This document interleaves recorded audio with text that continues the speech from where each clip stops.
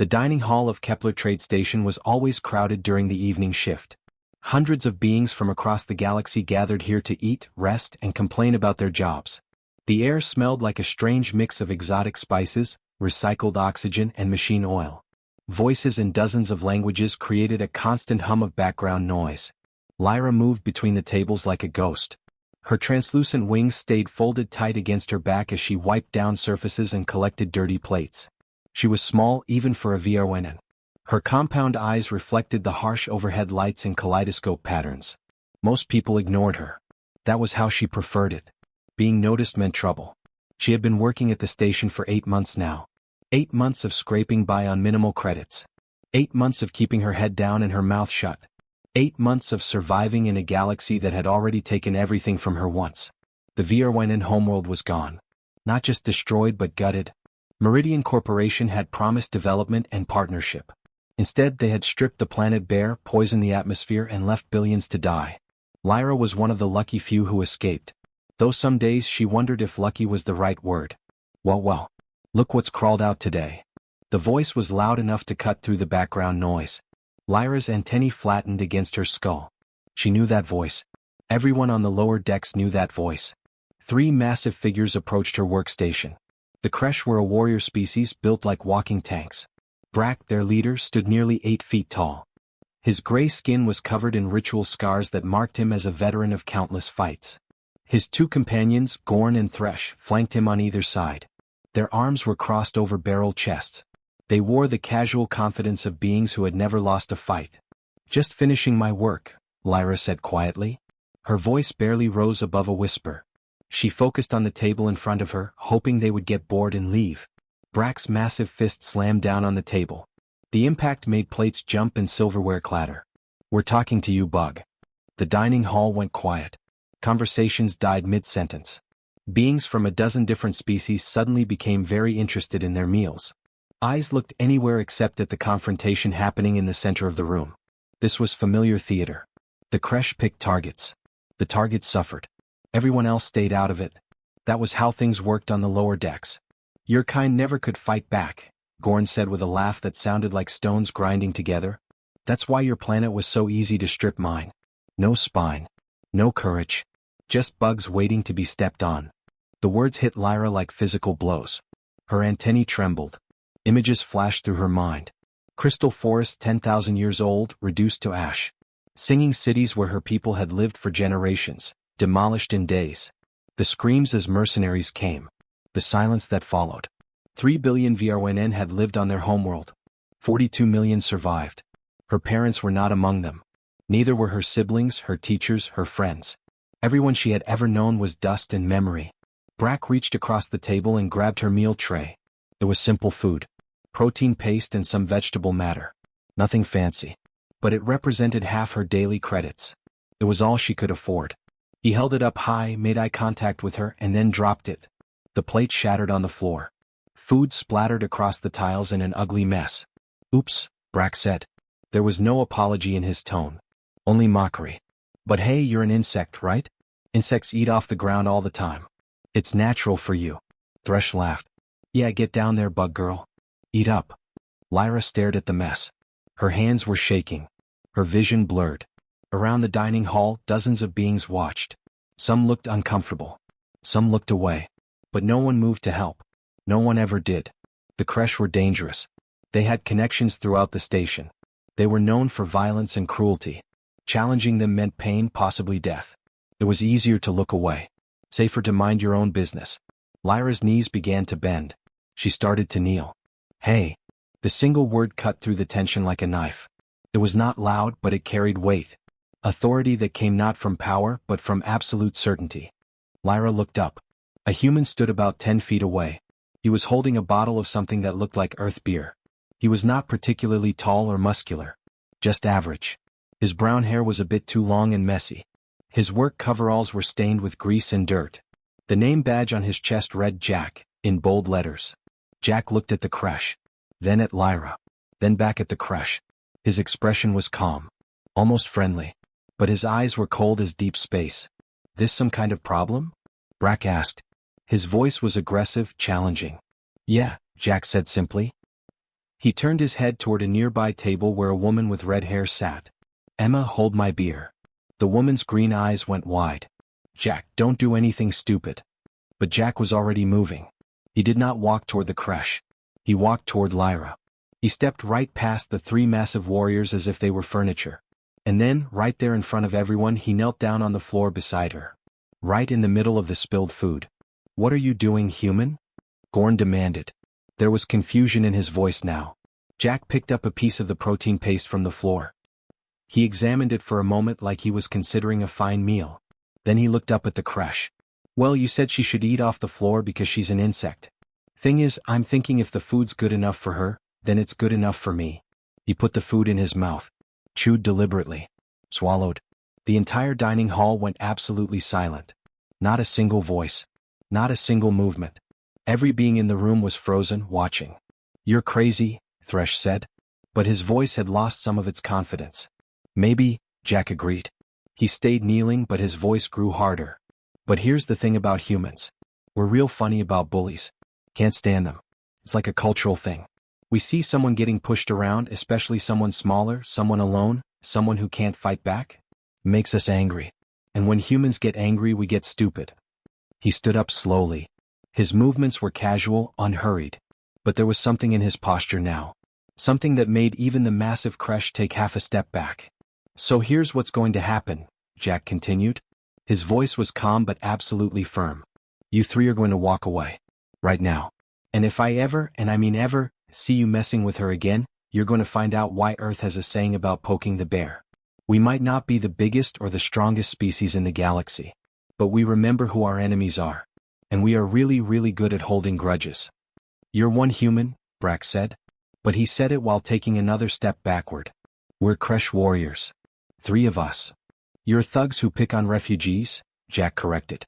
"There's a difference between a warrior and a bully. A warrior fights equals.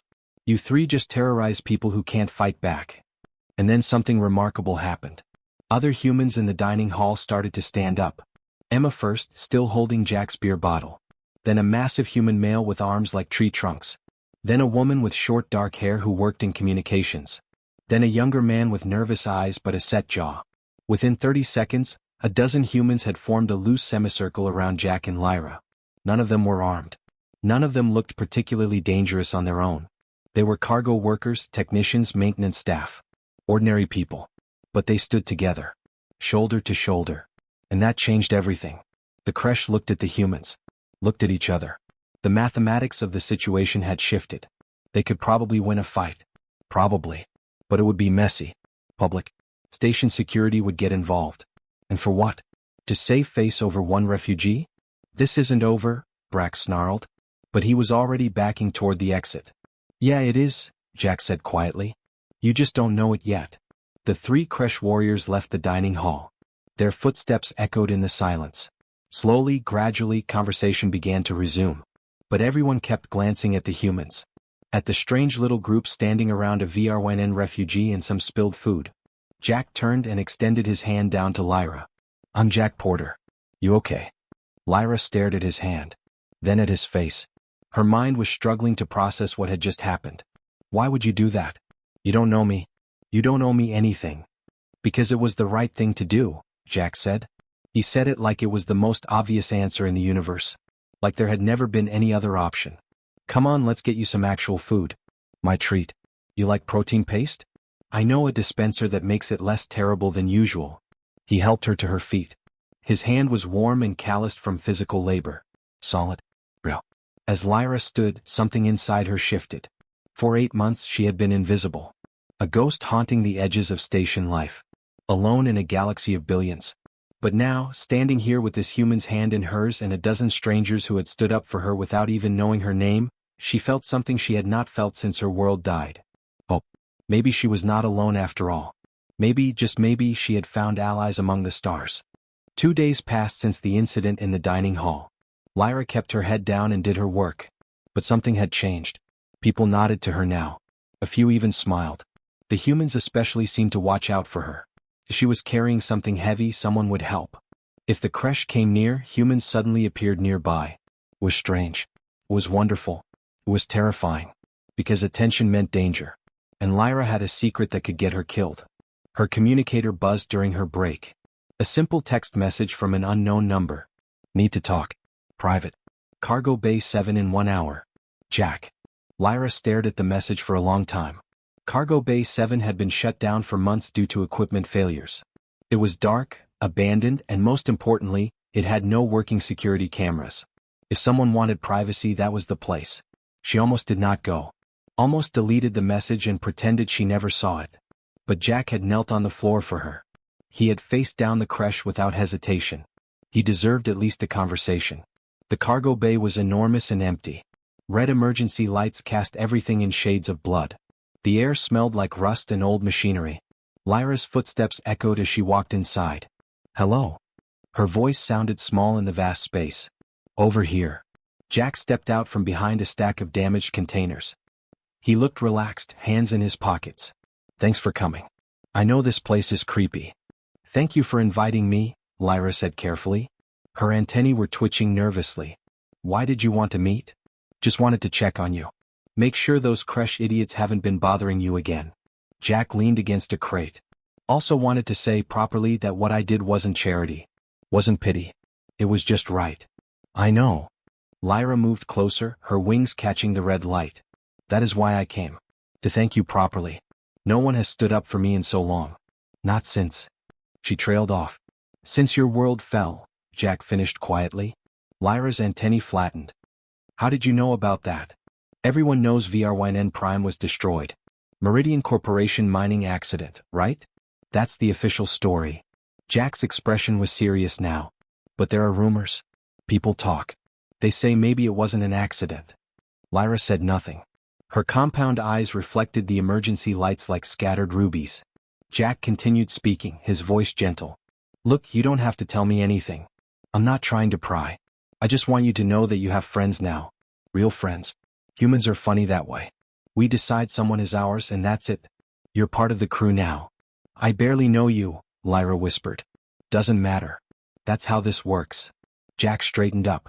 But if there's something dangerous going on, something involving Meridian, you should know what you're up against. Corporations like that have money, lawyers, influence, and mercenaries. They play for keeps. The silence stretched between them. Lyra felt something inside her break. A dam she had built 8 months ago, made of fear and grief and desperate survival. Cracked. Then shattered. They murdered my planet, she said. The words came out barely louder than a breath. Jack went completely still. What? And then it all came pouring out. The story she had never told anyone. The truth she carried alone. She had been a student on VRYN Prime. 23 years old in human terms. She studied mathematics and engineering with dreams of designing starships.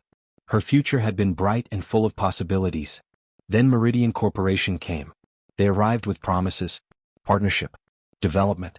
Mutual prosperity. They showed beautiful presentations about sustainable mining. About cultural exchange. About how VRYN Prime would become a model for corporation and colony cooperation. The VRYN Council believed them. Why would they not? The galaxy had rules. Laws. Protections for developing worlds. But Meridian did not care about rules. They stripped the crystal forest that took 10,000 years to grow. Gone in months. The singing cities where VRYN had lived for 100 generations were demolished to reach mineral deposits beneath. They poisoned the water systems. Burned chemicals into the atmosphere. And when the VRYN people protested, when they begged Meridian to stop, the corporation sent mercenaries. Lyra's voice cracked as she spoke. 3 billion VRYN lived on our world. That was our entire species. Do you know how many survived? Jack shook his head, his face pale even in the red light. 42 million. Most died in the collapse. The planet's core became unstable from the mining. Tectonic catastrophe. Those who didn't die in the earthquakes and volcanic eruptions died from the poisoned air and water. Some escaped on the last ships. But most. She could not finish the sentence. My family was in the southern continent. Communications were cut before the end. I don't know if they suffered. I hope it was quick. My friends, my teachers, everyone I grew up with, all gone. Jack's fists were clenched at his sides. And Meridian? They paid a fine, Lyra said bitterly. 200,000 credits to the Galactic Council for environmental violations. Not murder. Not genocide. Violations. Like they littered instead of destroying an entire civilization. That's... Jack could not seem to find words. That's evil. That's just pure evil. Over the next 3 weeks, Lyra's small world expanded in ways she never imagined. Jack introduced her to his network, one person at a time. Each meeting felt like adding another thread to a web that was slowly growing stronger. Emma was first. The red-haired woman worked in station maintenance, but her real talent was technology. She could take apart any system and put it back together better than before. When Jack brought Lyra to meet her, Emma looked the VRN up and down with sharp green eyes. "So you're the one who's got Jack all fired up about fighting corporations," Emma said. "I did not ask him to fight," Lyra replied quietly. "Didn't have to. That's just how he is." Emma smiled. "Show me what you've got." Lyra showed her a small sample of the evidence. Just enough to prove it was real. Emma's expression went from curious to horrified to furious in the span of 30 seconds. "They knew," Emma whispered, staring at the documents. "They actually knew they'd kill billions and did it anyway." "Yes," Lyra said simply. Emma looked up. "I'm in. Whatever you're planning, count me in." Tom was next. He was massive even for a human. Arms like tree trunks and a face that looked like it had been in too many fights. But when he spoke, his voice was gentle. He listened to Lyra's story without interrupting. When she finished, he was quiet for a long moment. "My little sister died in a mining accident back on Earth," Tom said finally. "Company said it was her fault. Said she didn't follow safety procedures. But I saw the reports they tried to hide. Equipment was faulty. They knew and didn't fix it because repairs cost money." He looked at Lyra. "I couldn't get justice for her. Maybe I can help you get it for your people." Beth was younger than the others, maybe 25, with short dark hair and quick fingers that never stopped moving. She worked in communications and had a reputation for being able to access systems she technically shouldn't be able to access. "You want to broadcast evidence against Meridian Corporation," Beth said. It wasn't a question. "You know they monitor everything, right? Every transmission, every data packet. They've got people in station security, in the council offices, everywhere." "I know," Lyra said.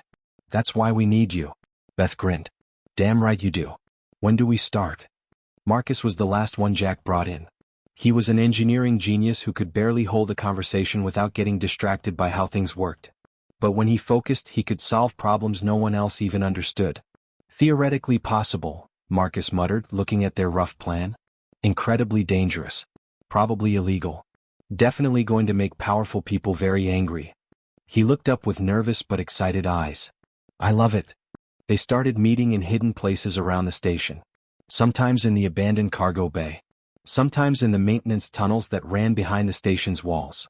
Once in the hydroponics garden at 3 in the morning when no one else was around. Slowly, carefully they built a plan. "This is insane," Tom said one night, reviewing the evidence Lyra had compiled. His huge hands held the data pad carefully like it might break. "These are signed orders from executives. Internal memos. They ran projections that showed a 70% chance of planetary collapse. And they approved the mining operation anyway. Because the minerals were worth more than our lives," Lyra said quietly. "The profit margin justified the risk. That's what the documents say. Justified risk." Beth looked up from her terminal where she was verifying the data's authenticity. "If this goes public, really public, it could destroy Meridian's entire executive board. Might trigger council investigations into every colony operation they run. Every planet they've touched. Which means they'll kill us," Marcus added nervously. "They have private security forces. Basically private armies. They don't mess around." "So we're smart about it," Jack said. He was standing at what had become the front of their makeshift meeting space. "We get the evidence to the Galactic Council in a way they can't intercept or suppress."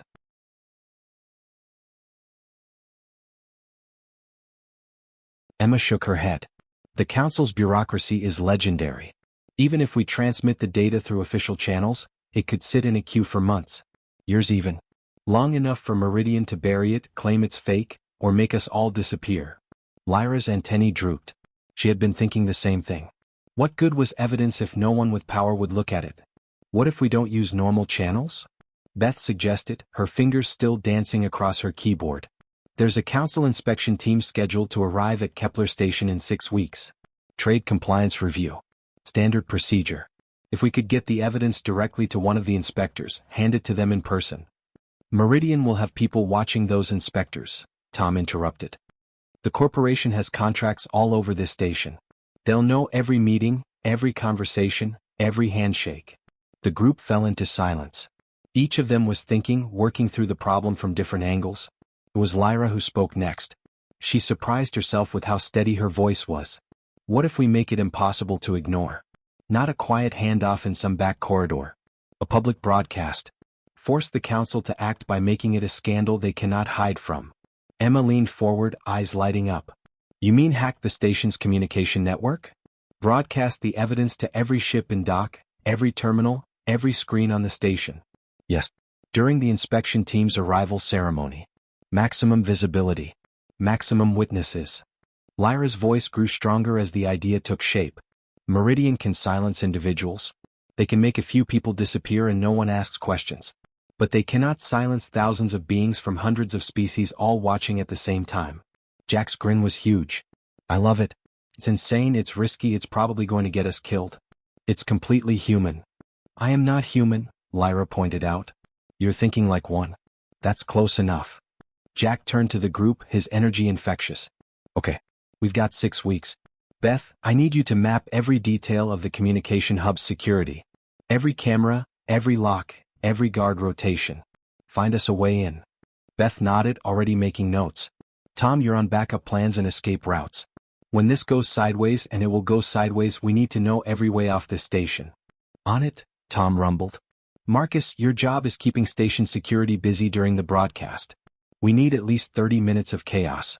Alarms, emergencies, anything that pulls their attention away from the communication hub. Marcus's eyes went distant as he started calculating. Fire suppression systems, power fluctuations, maybe a scheduled maintenance alert that isn't actually scheduled. Perfect. Emma, you work with Lyra on organizing the evidence. It needs to be clear, damning, and impossible to dismiss as fake. We get one shot at this. Emma and Lyra nodded together. What about you? Lyra asked Jack. What will you be doing? Jack's smile took on a slightly wild edge. I'm going to make sure that when things go sideways, when Meridian security forces come after us with everything they've got, we have friends ready to hold the line. Because that's what humans do best. We stand together. Tom cracked his knuckles. How many friends are we talking? As many as we can get. Every human on this station who's tired of watching corporations push people around. Every being who's lost someone to corporate greed. Every worker who's been treated like they're disposable. Jack looked at each of them. We're not going in alone. We're going in with an army. An army of cargo workers and technicians, Marcus said nervously. An army of people who give a damn, Jack corrected. That's more dangerous than you think. Lyra felt something warm spreading through her chest. Hope, yes, but also something else. Belonging. For the first time since her world died, she was not alone. She was part of something. Part of a team. Part of a family, however strange and makeshift. 6 weeks, she said softly. We have 6 weeks to prepare for war. Not war, Jack corrected gently. Justice. There's a difference. Outside their hidden meeting place, Kepler Station continued its normal operations. Thousands of beings going about their lives, unaware that in a dark corner, a small group of rebels was planning to shake the galaxy. Retrike. The inspection ceremony started at noon the next day. The main plaza was packed with hundreds of beings from dozens of different species. Council representatives stood on a raised platform wearing their formal robes. They looked important and bored at the same time. Meridian Corporation executives were there too, smiling and shaking hands. They wore expensive suits and projected confidence. Everything was legal. Everything was proper. They had nothing to hide. Jack stood at the edge of the crowd, far enough away to not be noticed but close enough to see everything. His communicator was pressed to his ear. Beth, status? He asked quietly. In a maintenance shaft 3 levels below, Beth was squeezed into a space barely wide enough for her shoulders. Her terminal was balanced on her knees, connected to the station's communication network by a dozen thin cables. Her fingers flew across the keyboard. In position, she whispered. Starting the splice now. Beside her, Emma watched a small monitor showing the corridor outside. No movement. You're clear. Beth's screen filled with code. Firewalls appeared as red barriers. She typed rapidly, finding weaknesses, exploiting vulnerabilities. One firewall fell. Then another. Marcus. Jack's voice came through the communicator. On level 3, Marcus stood in front of a maintenance panel. He had been working on the station's fire suppression system for 2 days, carefully preparing his surprise. He pressed a button. Alarms began blaring. Red lights flashed. Automated announcements told everyone to evacuate calmly. Emergency on level 3, Marcus reported. Fire alarm triggered. Security is responding. Station security guards ran past him, rushing toward the supposed fire. Marcus allowed himself a small smile. Tom? In the corridor outside the communication hub, Tom stood alone. The hallway was wide enough for 3 people to walk side by side, but Tom's massive frame made it feel narrow. He cracked his knuckles and waited. Position secured, he rumbled. No one gets through. Lyra? In a small server room hidden deep in the station's infrastructure, Lyra connected her data device to the main computer. Her 3-fingered hands were shaking. She took a deep breath, trying to calm her racing heart. Ready, she said. Her voice trembled slightly. Then let's make some noise, Jack said. Beth typed the final command. Her screen flashed green. We're in. Broadcast network is ours. Every screen on Kepler station flickered. Every terminal, every display panel, every monitor in every shop and office and ship docked at the port. The inspection ceremony disappeared. The normal broadcasts vanished. Then Lyra's face appeared. Her compound eyes looked directly at the camera. Her antennae were straight and steady. My name is Lyra of Vierwanen Prime, she began. Her voice was quiet but clear. And I am here to tell you about genocide. In the plaza, the ceremony stopped. Conversations died. Everyone looked up at the screens. The Meridian executives went pale. Their confident smiles vanished. One of them pulled out a communicator and started shouting orders. The council representatives leaned forward, suddenly very interested. Lyra continued speaking. 8 months ago my homeworld died. 3 billion of my people died with it. Meridian Corporation told the galaxy it was an accident. A tragic but unforeseeable mining disaster. She paused. Her eyes seemed to look through the screen at every being watching. They lied. Documents began appearing on the screens. Official Meridian memos. Financial projections. Risk assessments. These are internal Meridian documents, Lyra explained. They show that corporation executives knew their mining operation had a 70% chance of causing planetary collapse. They knew billions would die. And they approved the operation anyway because the profit margin justified the fines they would pay for environmental violations. More documents appeared. Communications between executives. One message was highlighted. Acceptable losses given mineral value. Proceed with operation. The plaza erupted in shocked voices. People from dozens of species stared at the screens in horror. In a Meridian office on level 9, a security commander was shouting into his communicator. Find them. Find whoever is broadcasting and shut it down now. A dozen armed security officers rushed through the corridors. They had weapons. They had training. They had orders to stop the broadcast by any means necessary. They reached the corridor outside the communication hub and found Tom standing alone. Move aside, the lead officer ordered. Tom crossed his massive arms. No. We have weapons. You have nothing. Move or we will move you. Tom smiled. It was not a friendly smile. You can try. The officers charged forward. And Tom showed them why humans, despite being average in strength and speed, were still dangerous when they decided to stand their ground.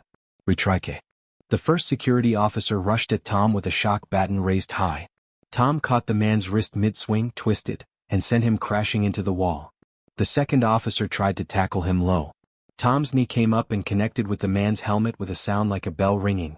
3 more officers charged together. Tom was big and strong, but he was still just one man against trained fighters with weapons. A shock baton caught him in the ribs. Pain exploded through his side. Another hit his shoulder. His left arm went numb. But Tom did not fall. Did not step aside. He roared and threw himself forward, using his body as a weapon. 2 officers went down under his weight. No one gets through, he bellowed. In the server room, Lyra continued her broadcast. She showed financial records. Profit projections. Messages between Meridian executives discussing acceptable casualties. Each piece of evidence was damning. Each one made the horror more real. They valued Vierwanen lives at 0, she said, her voice shaking with controlled rage. Less than 0. We were an inconvenience. A line item in a budget report. Acceptable losses. Across the station, beings from hundreds of species watched in stunned silence. Some wept. Some raged. All of them understood what they were seeing. Murder. Genocide. Evil wrapped in corporate language and profit margins. In the corridor, more security forces arrived. 10 officers became 15. Tom was bleeding now, his face cut, his movements slower. But he still stood in the center of the hallway, blocking their path. Then Jack arrived with reinforcements. 5 humans came running from side corridors.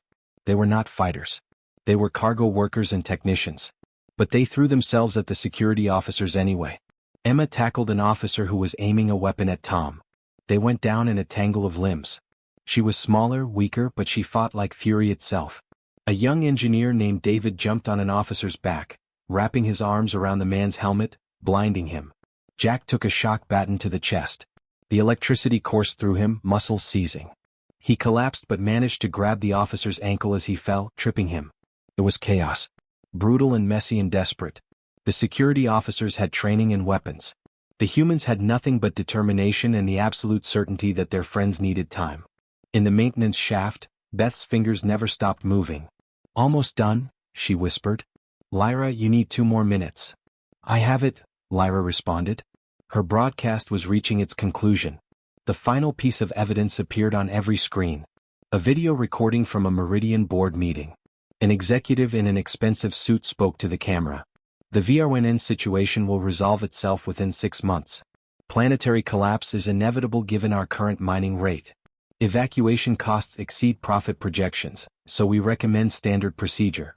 Let nature take its course. Let nature take its course."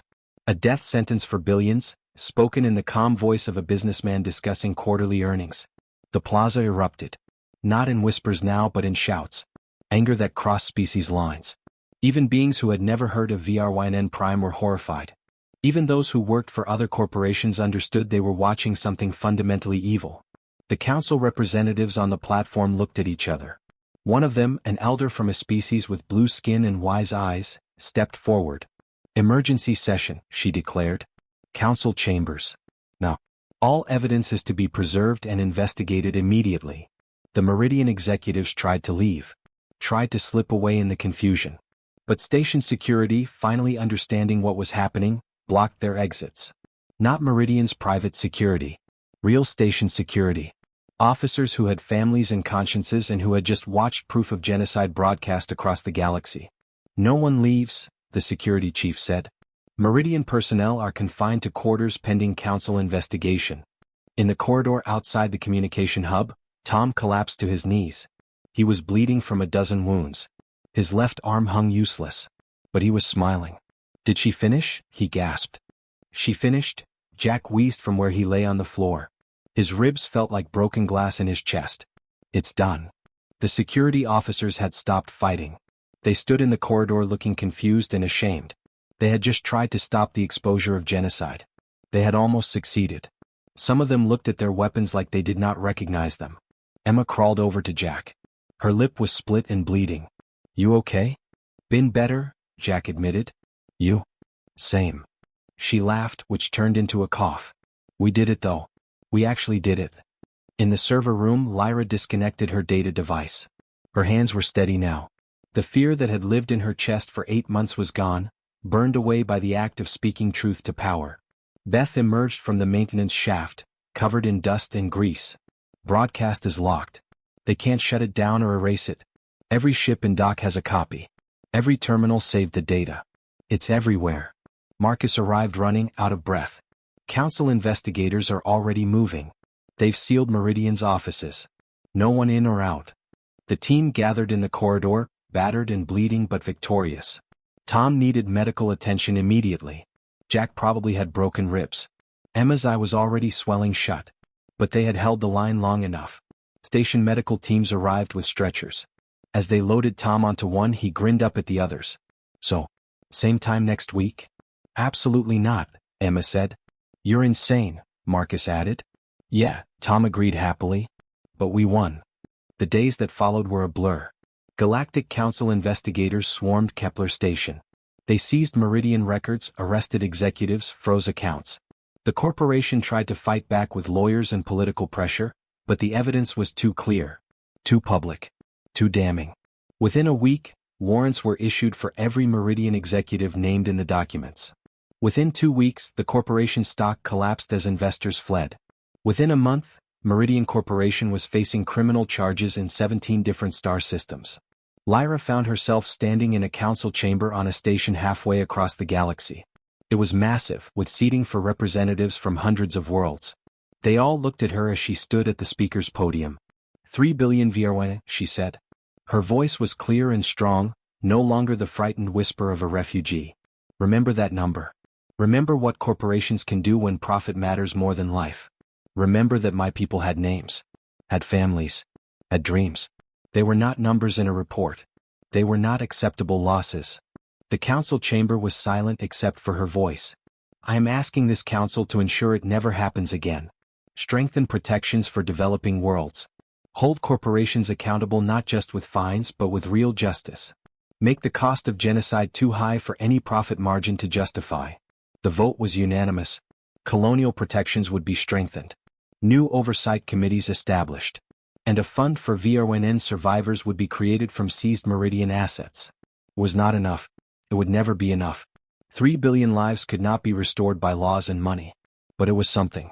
It was justice, however imperfect. Back on Kepler Station, Jack lay in a medical bed recovering. His ribs were taped, his face bruised. A nurse had told him he was lucky nothing was permanently damaged. Emma visited, bringing real coffee from Earth. Expensive, but she figured he had earned it. You're an idiot, she said, handing him the cup. Yeah, but I'm your favorite idiot, Jack replied. That's debatable. But she was smiling.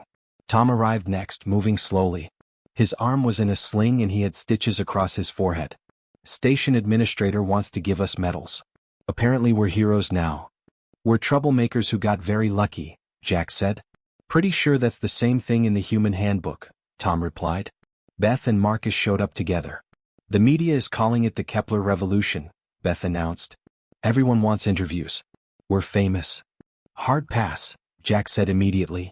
This was not about fame or glory. This was about doing the right thing. Tell that to the girl you saved, Marcus said quietly. Lyra entered the medical room. She moved differently now. With confidence. With purpose. Her wings were spread slightly, which Emma had learned was a VRNN sign of pride and happiness. I have been offered a position, Lyra said. With the Galactic Council. Refugee advocacy. Speaking for those who cannot speak for themselves. That's amazing, Jack said, and he meant it. You'll be great at it. I would not be here without you. Without all of you. Lyra's compound eyes shimmered with emotion. You taught me something important about humans. You are not the strongest species in the galaxy. You are not the fastest or the smartest. But you are the kindest when it matters most. The bravest when others hide. You see someone kneeling and you say no. Not here. Not now. Not while I'm watching. We just did what was right, Jack said simply. Exactly, Lyra replied. She placed her three-fingered hand over her heart in a gesture she had learned from humans. And that is why humans matter. I will never kneel again. Because of you. Emma wiped her eyes quickly. Damn allergies in this medical bay. Yeah, Tom agreed, also wiping his face. Terrible ventilation system. They sat together in comfortable silence for a while. A strange family formed not by blood but by choice. By shared danger and shared purpose. By standing together when standing alone would have been safer. Months later, Lyra spoke at a memorial for VRNN Prime. Thousands attended, both VRNN survivors and beings from other species. She told them about her people, about what was lost. And she told them about humans who held a line when everyone else ran. The galaxy has many strong species, she concluded. But humanity has something unique. They see pain and they cannot look away. They see injustice and they get angry. And when humans get angry enough, they do impossible things. Remember that. And if you are ever in trouble, if you ever need someone to stand beside you when the whole galaxy turns away, find a human. They will hold the line. The crowd erupted in applause that lasted 5 full minutes. And somewhere on Kepler Station, Jack smiled and went back to work. Because that's what humans did. They saw someone who needed help and they helped. Simple as that.